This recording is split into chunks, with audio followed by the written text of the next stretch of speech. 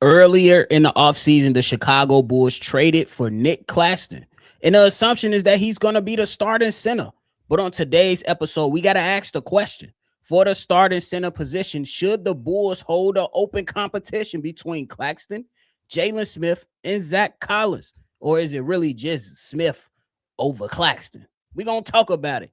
And the Chicago Bulls preseason schedule has been revealed. We're going to talk about it, break it all down, but you gotta hear the music first.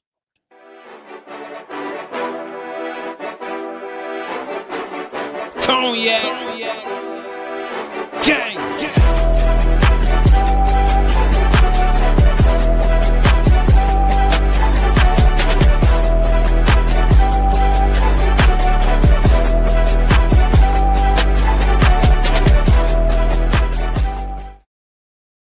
Shy Boys podcast with the Cognac Boys. I'm Cognac Boy Bobby, and I am with my dog, C-Dub. What's the word? What's the word, nephew? How you coming, man? We almost to this damn preseason, man. It's getting exciting. I was wondering when you was gonna be done celebrating. Bro, I was in that bit finna turn up, but nonetheless, let's get into the content. Before we get into the content, excuse me. Make sure y'all hit that like button and subscribe to the channel, man. All right, C-Dub. We about to get into it, man. Should the Chicago Bulls have a open competition at the center spot? Or is it more so, should we just limit it down to Jalen Smith and Nic Claxton before we say who ultimately should go out there? You know what I'm saying? You know what I'm saying? Let's talk about it.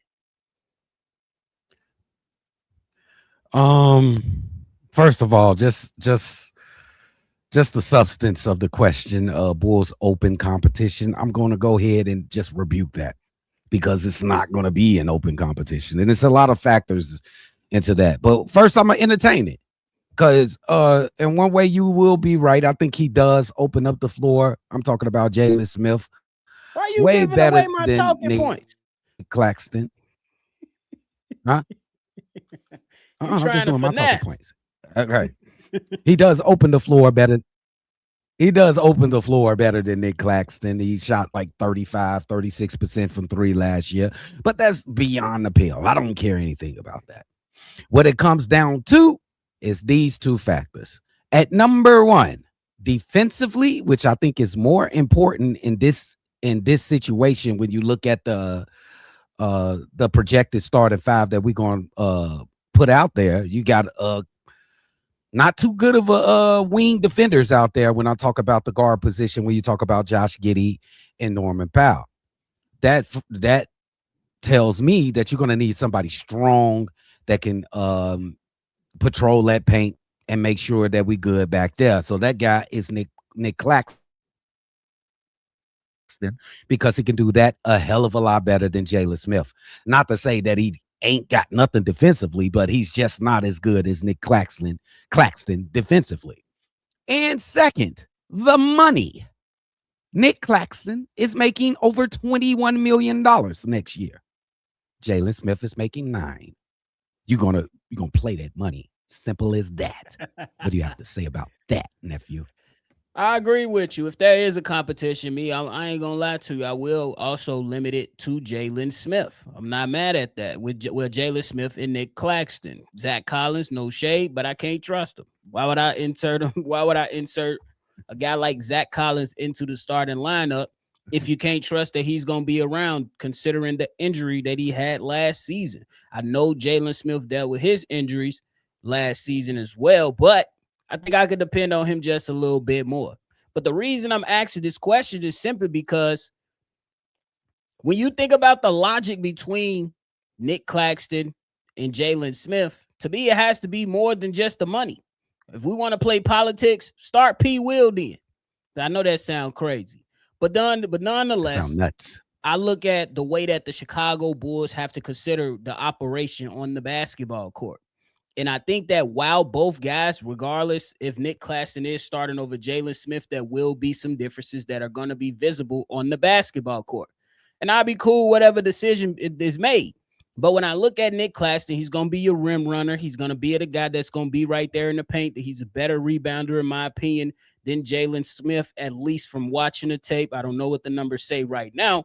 But when we talk about the offensive game, I think that Jalen Smith is going to offer a little bit more than Nic Claxton when it comes to floor spacing and providing opportunities for the two guys we desperately need to develop in Matas Buzelis and Caleb Wilson. When you look at Nic Claxton, the man only shot 19 threes last season, and he missed 3.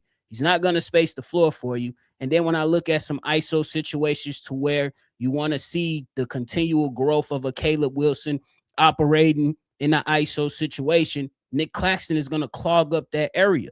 I don't necessarily, that's not to say that Caleb can't make something happen, but we know that there's going to be a possibility on the court, and the same thing can be said about Matas Buzelis, hence why I'm presenting the public this question.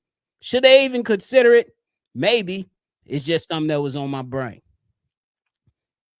I hear you when you talk about floor spacing, and that's why I tried to get ahead of you on that floor spacing topic. By cheating. But there's other yeah, by cheating. Tell the people you took something we talked about offline and tried to use it against me before I even got to present the fucking information.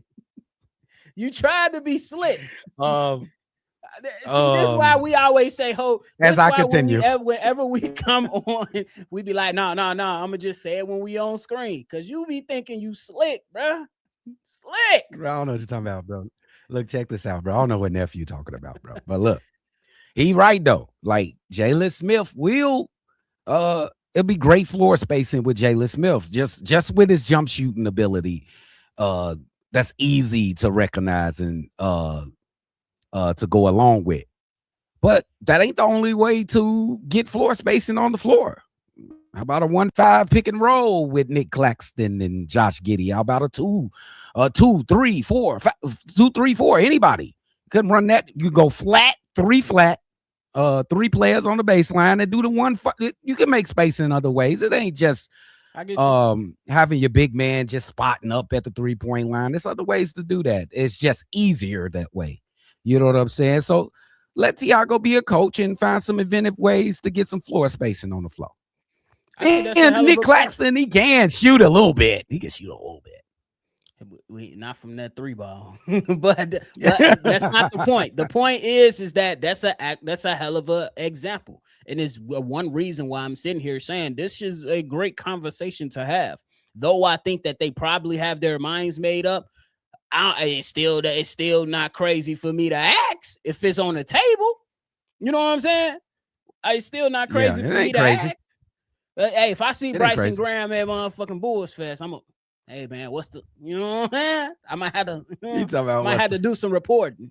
Cause at least he ain't gonna act like Mark Eversley. At least we know he ain't gonna act like Mark Eversley. Or Leroy. Goodness. Did his name or Leroy, Bruce Leroy? Hey, Leroy Carter, Javon Carter. I'm gonna ask you this question. Do you think that's what this team needs is a floor spacer at the 5? Do you think that's a need for this particular team? How big of a need are we talking is what I would ask. You know what I'm saying? Because I think that it is a need, but I think I need to see an offensive system. What is your offensive system going to look like? You know what I'm saying? And that's why I say this is just open for discussion, because this ain't Billy Donovan's scheme to where it's threes or nothing. You know what I'm saying? Threes are at the rim. Yeah. I anticipate Tiago Splitter getting a little bit more creative with the way that he does things, because if we bring up examples from Portland, we look at the Portland squad and we say they wasn't that great at 3-point shooting, but they were really good at rebounding to get second chance opportunities to win games. And he said that himself in the press conference. He brought up that. So while I think it's a need, I don't think it's the end all be all. I think that, to your point, Tiago Splitter, show us the coach that you really are at the end of the day.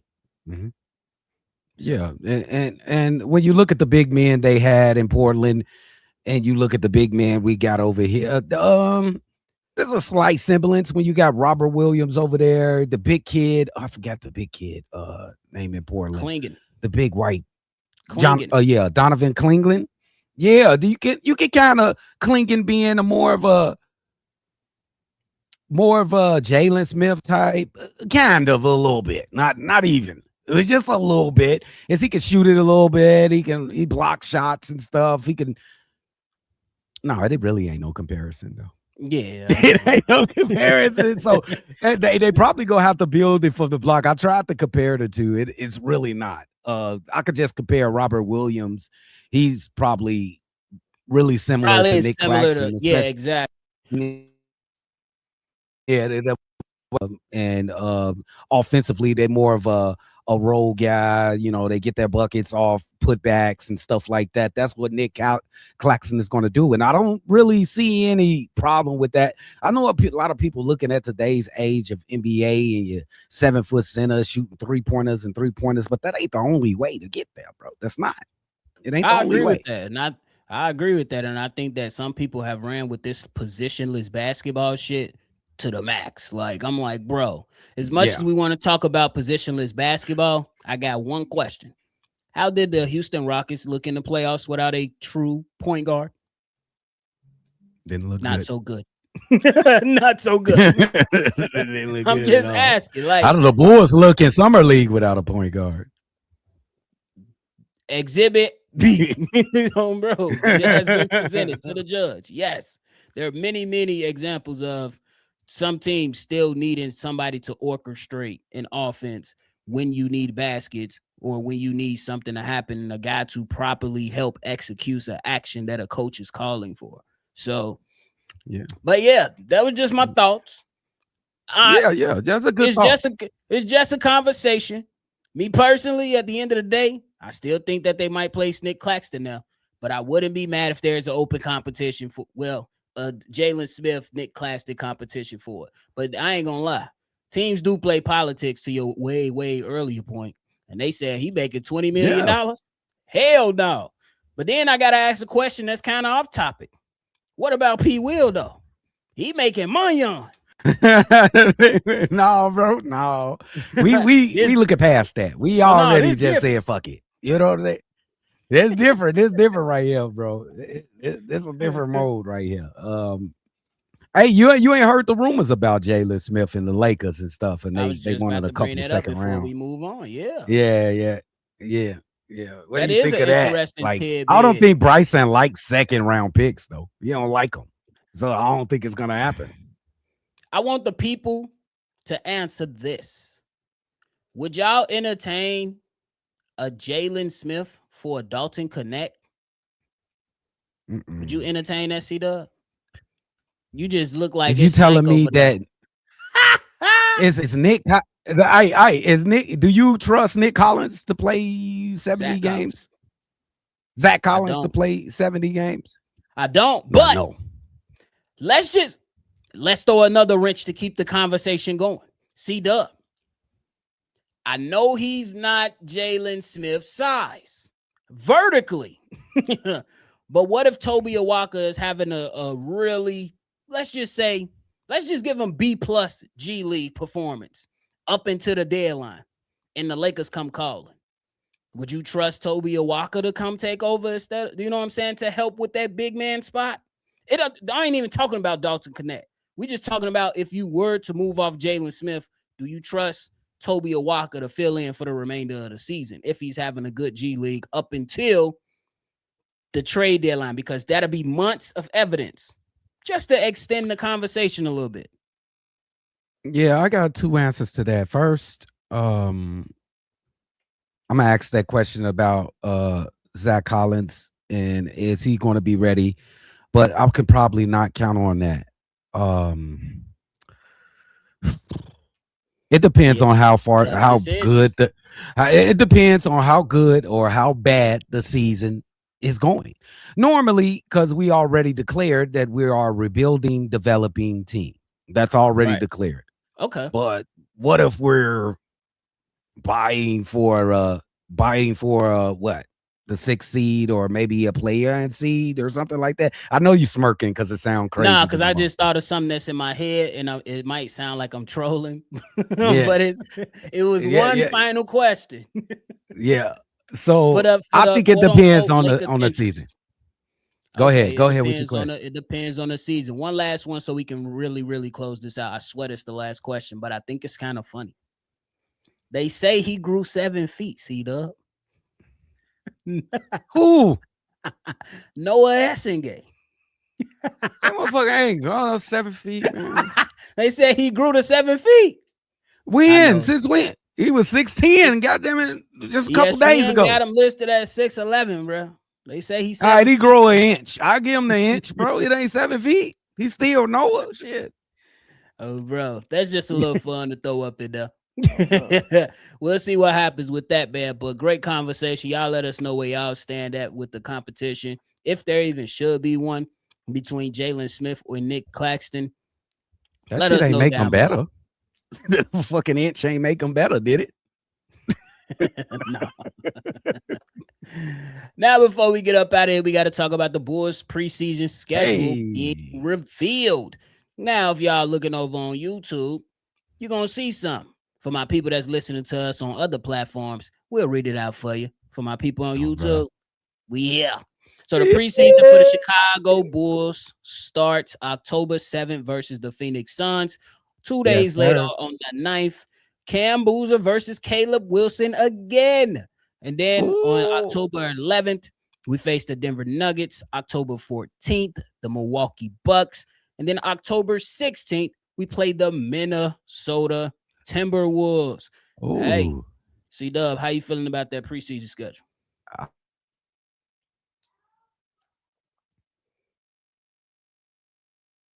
I like Caleb going against a guy like Kevin Durant. And then the next game is box office. Cam Boozer versus Caleb Wilson again. I think that was a great matchup in Summer League, even though it was Summer League. That is going to be tremendous. And then we get to like the last games, nephew. We'll see more of a dress rehearsal. So those are the more funner games for me, like the 4th and the 5th game. For sure. I think that is going to be interesting to watch them games for sure. It's just going to be fun to see. It's going to be, we're going to get a little feel on how the Chicago Bulls want to play. We're going to be able to see Josh Giddey distribute and do what he wants to do and help out these guys and see how Norman Powell can contribute to the squad. And then it's going to be some opportunity for these young players to make a name for themselves or gain some confidence within the community. Dalen Swain, it's going to be an opportunity. Donovan Atwell, you might have an opportunity. I'm going to be looking for you, brother. You bring your clips. Don't leave it at home. Bring your clip. All right. Let me get my question in there. What's your number one narrative going into preseason? What is the number one thing you looking for? Is one of the young guys going to be able to make an opportunity for themselves? And I mean, I'm just limiting it to 2 people. Donovan Atwell, is you going to do something well enough to where the Bulls want to keep you around? Dalen Swain, are you going to really show us who you are? Because I don't believe Summer League showed us who you are. I believe that showed us the worst of you. You're better. You're better. This is a prep talk, and I ain't even unk level yet. I ain't even unk level yet. Get your shit together. You almost there, motherfucker. Almost don't count. Only in horseshoe. You ain't heard. Hey, look, I don't see how anything. Well, that's your own personal opinion, but I want to know if Dalen Swain can even play professional basketball. That's what I'm looking for. Seriously, I put the Summer League behind me. I need to know if you can function in a professional environment, big dog. That's all I'm looking for in the first game. And it's other narratives I'm looking for. How is that going to look with Caleb and Montes on the floor together? How is Josh Giddey going to look with that starting lineup? Is Norman Powell going to continue his all-star play since he was just an all-star last year? And can Nic Claxton be that guy to defend that paint? He got plenty of help, just to tell you, by the way. Both his fucking front court mates gonna average 2 blocks a game, so it ain't gonna be that difficult for him. So it's a lot of ideas. How we gonna play it in the bench, Pat? It's like desperation, Pat. You need to come out and go 7 of 7 with 3 dunks and 6 rebounds or something. It ain't happening. I know that it ain't happening, gang. It ain't happening. You're fooling yourself. Bro, he gonna play. Patrick is gonna play. He's going to play. So what do we expect when we see Pat? Try hard or the same old shit? 9-4. This is a serious question for you. Patrick Williams is going to play in the preseason. What is his mindset in the preseason? Is it the same old Pat, 9-4 Pat, or he's going to be a try-hard trying to prove himself in that contract? What do you think we getting? I think we might. Honestly, I ain't even going to shit you. Be honest. I'm not saying he's going to be better, but I think that he's going to be doing the way he plays is going to be slightly different because Billy just wanted him to shoot threes and use that weak ass in and out to get to the rim. It ain't working. I think you might see a couple middies. You're going to see a couple middies, but I don't know the mindset. I'm not putting no faith into the kid's mindset. I think you might see a little bit of a difference in shot profile, but yeah, that's about it. I'll keep it a buck with you on that one. Come on, nephew. Try for him, bro. Come on, nephew. I'm not trying for shit. Only way I'm trying for it is if he get us to 1 million subscribers in 2 weeks. Oh, bro. Come on the show and tell everybody to subscribe. Well, are they going to subscribe because of the person? I think it's going to be a try hard. And now if it work or it's not, I think it's not going to work. Because he see these guys. His basketball life is passing right before his eyes. Montes came in, took his fucking spot.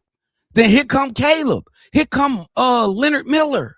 Here come Noah Essengate. When is he going to play? He has to come in and be a try-hard, bro. That means he's shooting every shot. He's trying to grab every rebound. Boy, you asking for something that ain't even know. Patrick Williams, we can't see this motherfucker doing it. We can't see him doing it. You asking for something that we never seen. Never seen, gang. We ain't see it in the rookie season, nephew. Oh, no. yeah. Since his rookie a little season. bit. I mean, but that probably was regular Pat, and that was our first time seeing it, though. But regular Pat is long gone. He a grown man now. He can go order yak right now. When he came in the league, he wasn't even able to drink yak with us. Oh, bro. Time out. Yeah. Any other narratives in there about Tyus Jones? Tyus Jones. Trey Jones. I'm sorry, why I mess him up with his brother? You think he stays a Bull the entire season? I think they coming for the guy that they could trust to come off the bench.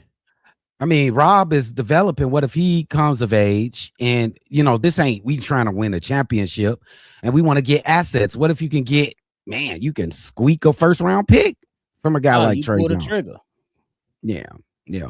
Anybody else on that bubble, like they might not be a Chicago Bull by the end of the season?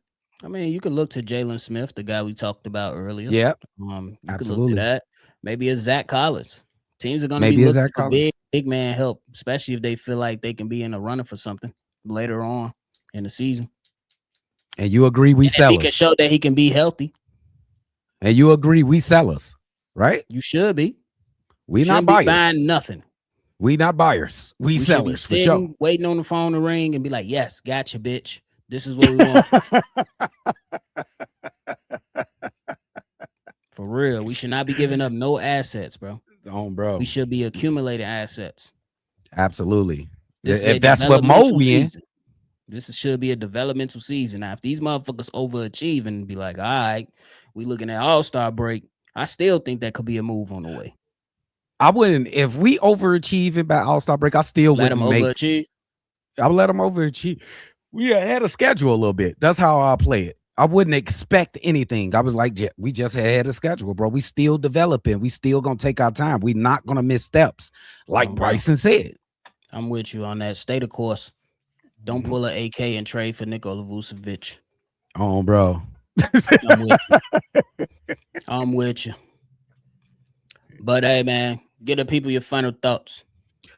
Hey, man, thank you guys for all your support.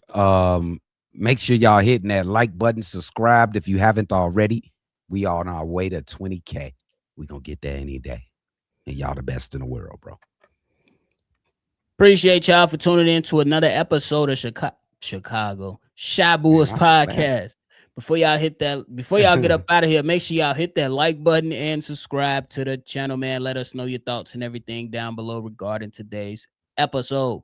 We appreciate y'all. Make sure y'all always see red. Y'all already know we're gonna catch y'all on the next one for sure. Peace. Cognac. Gang.